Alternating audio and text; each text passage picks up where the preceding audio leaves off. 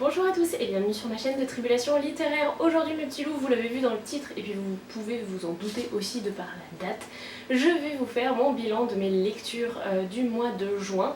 Elles sont beaucoup moins nombreuses que le mois de mai mais j'ai eu quelques difficultés à trouver du temps pour lire, pour voilà, passer du temps avec mes lectures. Ça a été un petit peu difficile, voilà, c'est un mois un peu en deux teintes. Mais j'ai quand même réussi à faire de très belles lectures et je vais vous les présenter tout de suite. La première, je vous en parlais déjà lors de mon précédent bilan de mes lectures. Il s'agit de For Dead Queens de Astrid Schulte, publié chez Casterman Jeunesse. En fait, ce roman, je l'ai commencé au mois de mai, cependant, j'ai eu un petit peu de mal à le lire. Je pense que c'était pas du tout ce dont j'avais besoin à ce moment-là, donc je l'avais mis en pause. J'ai lu un autre livre que je vous présenterai après et donc du coup je l'ai repris ensuite et je l'ai vraiment dévoré, ça a été une excellente lecture. Pour le résumé, on va suivre Kerali qui est une jeune voleuse dans l'empire de Kadara où règnent 4 reines et un jour elle va voler ce qu'elle n'aurait jamais dû voler et découvrir que les 4 reines sont mortes, cependant personne n'en parle et ce n'est absolument pas une information officielle. Au début, c'est vrai, j'ai mis du temps à m'adapter, pas seulement au personnage mais surtout à l'univers qui est assez particulier. En fait, c'est un empire vraiment très intéressant qui est réparti en 4 cadrans et chaque cadran a une spécialité qui fait qu'en fait l'ensemble de l'empire est vivable. J'ai trouvé ça hyper intéressant, le fait qu'il y ait 4 reines, qu'elles aient des règles quasiment aussi strictes, voire plus que la population qu'elles dirigent. C'était vraiment intéressant. Le personnage de Kerali m'a beaucoup plu, même s'il m'a manqué un petit quelque chose. En fait, c'est une voleuse qui est très douée. J'ai retrouvé beaucoup des traits d'Esta qu'on suit dans Le Dernier Magicien, que j'avais également beaucoup aimé. Mais j'ai trouvé que voilà, il lui manquait un petit quelque chose alors qu'Esta, je m'étais attachée beaucoup plus facilement à elle. Cependant, c'est son compagnon dont je ne me souviens malheureusement plus du nom et il est en haut dans mes bibliothèques et franchement, je la flemme d'aller le chercher. Bref, son compagnon de route m'a quant à lui beaucoup plu. Je l'ai trouvé vraiment très intéressant parce qu'il est issu d'un cadran absolument particulier où les gens ne sont pas censés ressentir des choses. Et j'ai trouvé qu'il avait une évolution vraiment très intéressante parce que voilà, il est très bridé dans son cadran parce que voilà, c'est un cadran dans lequel on n'est pas censé ressentir des choses, mais il a des aspirations qui sont tout autres et j'ai trouvé que son évolution était vraiment particulièrement intéressante. Le mieux dans ce roman pour moi c'est l'intrigue parce qu'elle est vraiment très bien menée jusqu'au bout, on va être surpris honnêtement. Il y a une multitude de rebondissements que je n'ai pas vu venir et j'ai trouvé ça vraiment rafraîchissant, ça donne envie de tourner les pages et pour tout vous dire les 150 dernières pages je les ai même pas vues passer parce que j'ai complètement dévoré la fin de ce roman.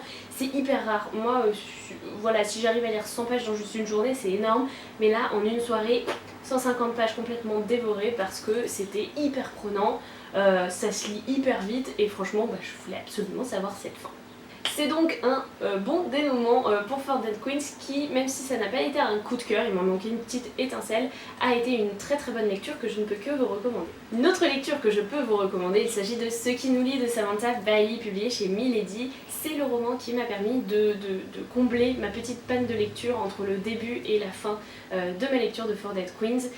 Dans ce roman, on va suivre Alice qui, à partir d'un certain moment de sa vie, peut voir les liens qui se tissent et se défont entre les personnes et elle va utiliser son pouvoir d'une certaine manière, qu'on approuve ou non, j'ai pas envie de vous en dire plus.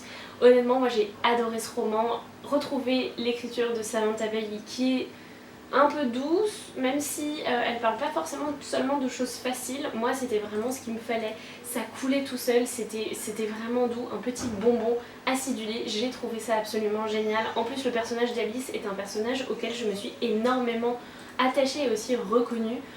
J'ai trouvé que voilà, ses réactions, je les comprenais, ses réactions, j'aurais pu avoir les mêmes. La manière dont elle ressentait les choses, la manière dont elle vit les choses, voilà, ça m'avait vraiment énormément parlé. C'était une lecture toute douce, un coup de cœur, mais pas ce coup de cœur explosif, c'est un coup de cœur parce que je me suis sentie très attachée à ce roman du début à la fin et je peux vraiment que vous le recommander de par l'écriture, de par les thèmes abordés. J'ai trouvé la fin extrêmement bien écrite parce que elle casse complètement tous les codes qu'on pourrait avoir dans ce genre de roman contemporain et vraiment pour moi ça a été une grande réussite. Après ça, côté roman, je n'ai pas pu le laisser traîner plus longtemps dans ma palle. J'ai entamé Alma, c'est le dernier roman de Timothée de Fombelle. C'est le tome 1 d'une nouvelle trilogie et c'est publié bien sûr chez Gallimard Jeunesse. Dans cette histoire, on va suivre Alma qui vit avec ses parents et ses deux frères, un grand et un plus petit, dans une vallée en fait complètement idéale en Afrique.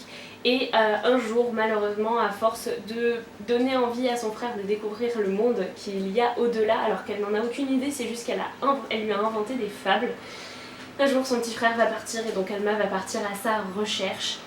C'était mais tellement bien, déjà ce bonheur de retrouver l'écriture de Timothée de Fombelle avec beaucoup de personnages. On ne va pas seulement suivre Alma ni son petit frère, on va suivre toute une galerie de personnages qu'il y a autour, que ce soit dans sa famille à elle ou même on va suivre un jeune garçon sur un bateau qui se prénomme la Douce Amélie. On va suivre la fameuse Douce Amélie qui a donné son nom au bateau. Je ne peux pas vous en dire plus sur chacun des personnages, mais voilà, Timothée de Fombelle a l'art de créer un puzzle avec ces personnages. Au début on comprend pas forcément où vont quelles pièces et petit à petit on voit se former quelque chose et quelque chose qui prendra encore plus forme dans le tome 2. J'ai vraiment très hâte de le découvrir, de connaître la suite des aventures d'Alma et de tous les autres. C'est une grande fresque qui s'inscrit dans l'histoire puisqu'on va parler de la traite des esclaves et du triangle qui pouvait se faire entre l'Europe qui allait ensuite acheter des esclaves, enfin acheter des personnes en Afrique pour ensuite aller les revendre aux États-Unis dans les champs de coton, etc. pour revenir avec de la marchandise. On a tous vu ça en histoire, mais là on le voit d'un autre œil, on le voit à travers les yeux d'Alma, à travers les yeux de tous les autres. C'est hyper dur, il y a vraiment des moments très difficiles. Je pense que Timothée de Fombelle s'est largement documenté sur la question parce qu'on le ressent comme une très dure réalité. C'était absolument passionnant, j'ai trouvé ça génial, bien écrit, bien mené de bout en bout. Chaque chapitre a son importance, chaque chapitre apporte un nouveau petit morceau du puzzle. C'est juste merveilleux, j'ai le cœur serré de tout ce qui s'est passé et de tout ce qui risque de se passer encore dans la suite. Vraiment, c'est une lecture que je ne peux que vous recommander. Si vous n'avez pas découvert Timothée de Fombelle, vous pouvez commencer par celui-ci qui a vraiment un vent d'aventure et une volonté de liberté que j'ai trouvé absolument très merveilleuse. Ce n'est pas français mais c'est pas grave, vraiment vous voyez, j'ai le sourire, j'ai la banane, ce livre à lire absolument.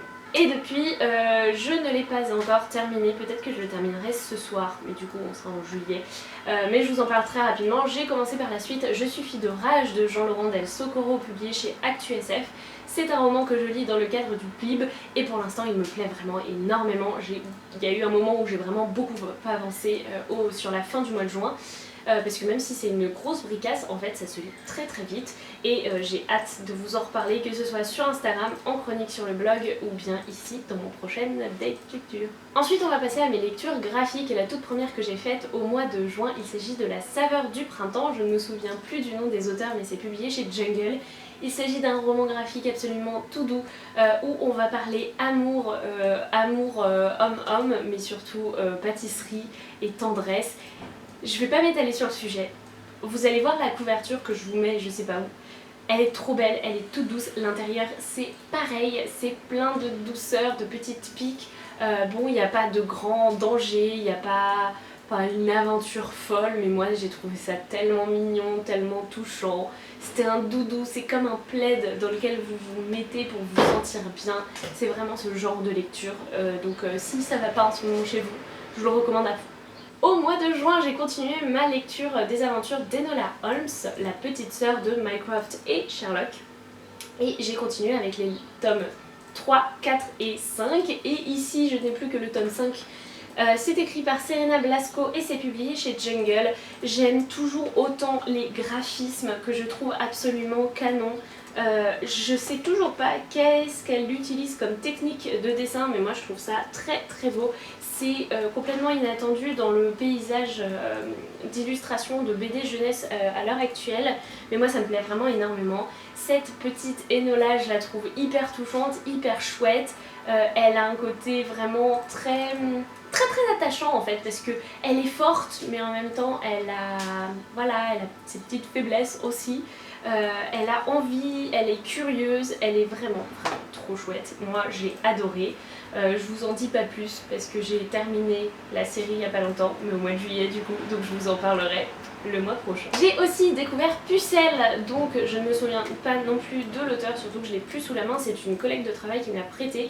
Il me semble que c'est publié chez Dargo. C'est l'histoire d'une jeune fille qui ne sait rien de tout ce qui se passe sous la ceinture, et c'est quelque chose qui va créer énormément, pas de frustration mais de colère en elle, et on va voir comment voilà, elle va grandir avec ce manque finalement de savoir les choses sexuelles, et ça va construire sa personnalité et un noyau qui n'est pas forcément très bon. J'ai trouvé ce roman graphique, cette BD, vraiment hyper intéressante. C'était absolument passionnant de voir l'importance qu'a la parole vis-à-vis de ce genre de sujet. C'était vraiment très bien. Ça parle aussi de la place de la femme, ça parle des relations, enfin mère-fille, père-fille aussi, ça parle des relations entre frères et sœurs, entre garçons et filles, entre filles, bref, ça parle d'énormément de choses. Je ne saurais pas trop comment vous le décrire mieux que ça, mais ça a été une lecture hyper intéressante, j'ai appris beaucoup de choses. Le seul petit bémol que je mettrais, c'est la typographie. Il y a des moments, je savais pas lire parce que les lettres, c'était pas les bonnes. Mais à part ça, c'était une excellente lecture. Et je termine cette update en vous parlant du merveilleux Goupil-Ou-Face de Lulubi. C'est publié chez Varum et c'est l'histoire d'une jeune fille qui va découvrir qu'elle est cyclotimique. C'est une maladie de la famille de la bipolarité. C'était génial. Vraiment, c'est ce genre de roman, ça m'a fait un petit peu penser à Tant pis pour l'amour également, où en fait on va vous parler de la vie de l'auteur très souvent, qui fait un énorme travail sur lui-même, sur ce qu'il a vécu, etc. pour le retranscrire et le rendre au lecteur, mais qui va aussi énormément travailler sur les connaissances scientifiques. Là, Lulubi, elle ne nous livre pas uniquement ce qu'elle a pu vivre, elle nous livre aussi les clés de compréhension de ce qu'elle a vécu. Elle parle énormément de la cyclothymie donc, mais elle va parler de toutes les maladies un petit peu autour de la bipolarité pour mieux comprendre ce qu'est la cyclothymie, la manière dont elle l'a apprivoisée, la manière dont c'est perçu par des proches, etc. C'est vraiment un roman graphique hyper important que tout le monde devrait lire parce que je pense que ce genre de choses, on n'est pas vraiment au courant de ce que c'est. Trop peu de personnes ne le considéreront pas comme une maladie et c'est bien dommage parce que c'en est une. C'était vraiment passionnant, j'ai adoré cette lecture, ça m'a vraiment énormément appris. Et ouais, vraiment, c'est ce genre de roman graphique que je trouve hyper important dans la vraie vie parce que ça décortique des faits sociaux et médicaux qui sont importants et trop peu connus à mon goût. Donc vraiment, si vous avez envie d'acheter quelque chose dans ma sélection de lecture graphique de cette date, foncez sur Goupil-Ou-Face. Vraiment, c'est le roman graphique qu'il faut absolument lire et mettre entre toutes les mains. Voilà mes petits loups, c'est pour tout pour cette vidéo, j'espère vraiment qu'elle vous aura plu, que je vous aurai donné des envies de lecture. Effectivement, j'ai pas lu énormément de romans et de lectures graphiques ce mois-ci, mais une fois encore, c'est parce que ma conjoncture personnelle de lecture n'était pas forcément favorable. En tout cas, je trouve que le mois de juillet commence plutôt bien, en plus il y a petite odeur comme ça de vacances qui approche. Donc autant vous dire que j'ai très envie de me plonger dans de nombreuses lectures et j'espère que mon prochaine date sera beaucoup plus fournie. Sur ce, il est temps de refermer cette vidéo, n'hésitez pas à me dire si elle vous a plu et quel livre je vous ai donné envie de lire. Je serai absolument ravie d'en papoter en commentaire. Sur ce, je vous souhaite d'excellentes lectures et je vous dis à très bientôt. Salut les petits loups!